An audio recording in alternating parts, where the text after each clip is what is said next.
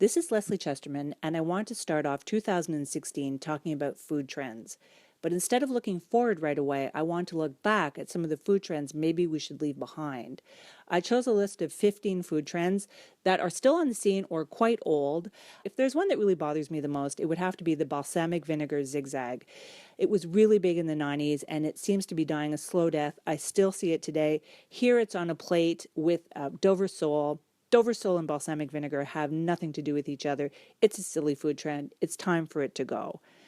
There was a time there that everything was being served in a glass, a verrine, a mason jar. I've had salads in glasses. I've had desserts in glasses. I've had main courses in glasses. I think the glass trend also, it's time to bite the dust.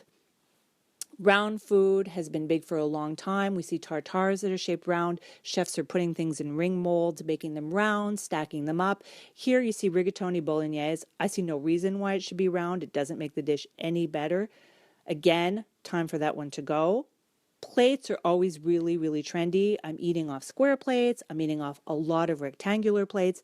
Here we have a rectangular plate, but it's also a slate plate, which I find is like eating off of a blackboard. As soon as your knife goes across this one, it's not a very pleasant experience. We're also seeing a big trend towards big plates where all the food is shoved off in the side, which makes me think that the waiter maybe forgot something along the way. Fryer baskets seem to be the silliest trend of 2015. I saw them a lot in Europe, but I'm starting also to see them in Montreal, and I hope that comes to an end because they're so silly and tacky and cutesy. I can't imagine how this makes the fries any better. And there's also this crazy trend all the time, I think it's going to be here forever, of unnecessary garnish. And it's not just parsley and mint.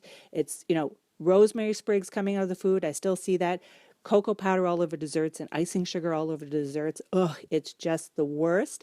And finally, if I can keep one food trend in my back pocket for next year, it would have to be the deconstructed dish. So it can be onion soup, it can be coq au vin, and here, believe it or not, you're seeing a piece of lemon meringue pie.